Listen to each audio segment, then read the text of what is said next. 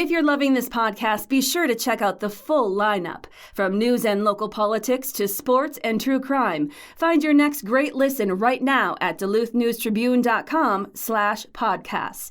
That's duluthnewstribune.com/podcasts.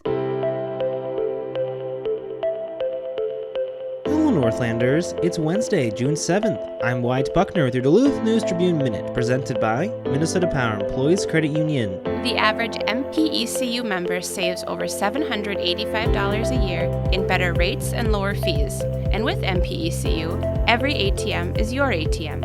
With their free checking program, you get ATM fee reimbursements at any ATM anywhere in the U.S. Check out Minnesota Power Employees Credit Union's services online at mpecu.com or visit their offices in downtown Duluth, Arrowhead Road, or Miller Trunk Highway.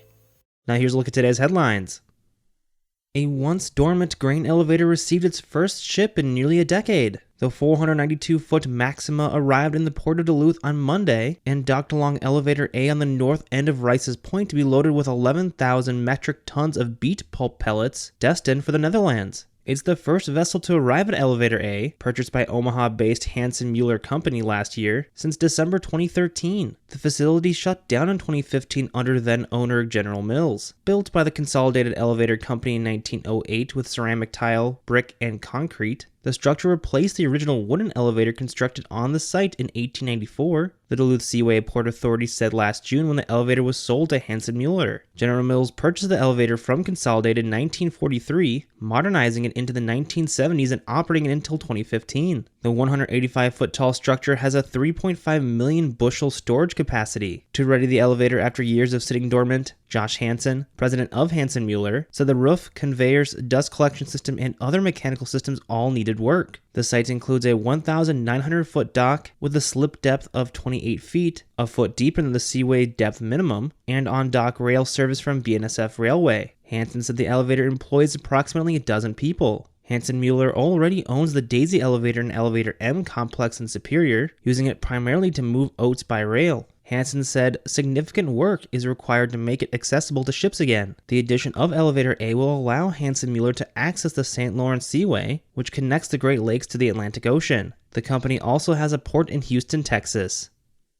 United States Representative Pete Stauber's bill aimed at finding ways to improve an aging aviation safety system was signed into law Saturday by President Joe Biden. The bill, championed by the Republican congressman from Hermantown in the House and later by United States Senator Amy Klobuchar, Democrat Minnesota, in the Senate, requires the Federal Aviation Administration to create a task force to develop recommendations on modernizing its U.S. notices to air emission system. The system is designed to provide pilots with information they might encounter on their flight, like runway closures, construction, and bird strike risks. Earlier this year, the system crashed when a contractor accidentally deleted critical files in its databases. The accident grounded flights nationwide for several hours. Stauber had tried several times to advance the bill. It passed the House in the last two Congresses but was never taken up by the Senate. But in light of the system's January outage, it gained new momentum. It easily passed the House in a 424-4 vote in late January, and Klobuchar introduced a companion bill in the Senate. The Senate passed the bill through unanimous consent in May. The task force will include representatives from air carriers, labor unions, and the general and business aviation industries. It'll also include experts in aviation, human factors, computer system architecture, and cybersecurity.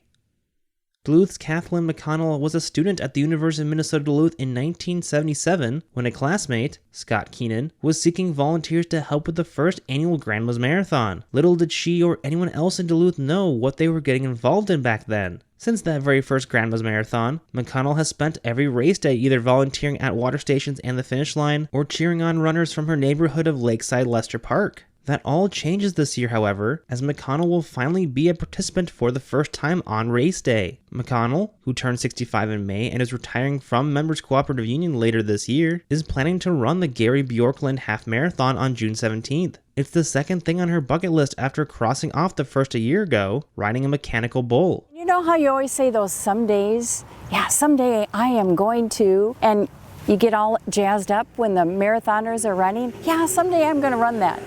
And then days go by and you plan it for someday, and there isn't a someday on the calendar. There's a Sunday, but there's no someday on a calendar. and turned 65, and I've got a bucket list, and I am putting on my bucket list those things that I've always said someday I'm going to, so that I can actually do them before I run out of some days. To prepare for her first marathon, McConnell now runs 4 days a week. And what makes Grandma's Marathon and the Gary Bjorklund Half Marathon special is that the community comes out to cheer for the elites and everyday folks as well, McConnell said. It's where the races get their energy. Now here's a look at your forecast, brought by the Superior Telegram's history podcast, Archive Dive. Good Wednesday, Duluth. Partly cloudy skies today with a high temperature around 60 degrees. Still have that wind from the east, about 10 to 20 miles an hour. A little bit cooler, of course, right at the lakefront. Overnight tonight, partly cloudy down to 44 degrees. On Thursday, up to 67 with partly cloudy skies. We'll usher in mid-70s for Friday with partly cloudy skies, and then a chance for some rain showers with a cold front on the way for Saturday. That'll drop temperatures back down into the 60s for the weekend. I'm Storm Tracker meteorologist Jesse Ritka. Thank you to Archive Dive for their support. The monthly history podcast, hosted by Superior Telegram reporter Maria Lockwood, dips into the archives of historic events, people, and places around Superior and Douglas County. You can find the latest episode of Archive Dive at superiortelegram.com or wherever you also get this podcast. Reporting for today's episode was done by Jimmy Lovren and Matt Wellens. Thank you for listening to Duluth News Tribune Minute. Have a great day, and we'll see you back here tomorrow.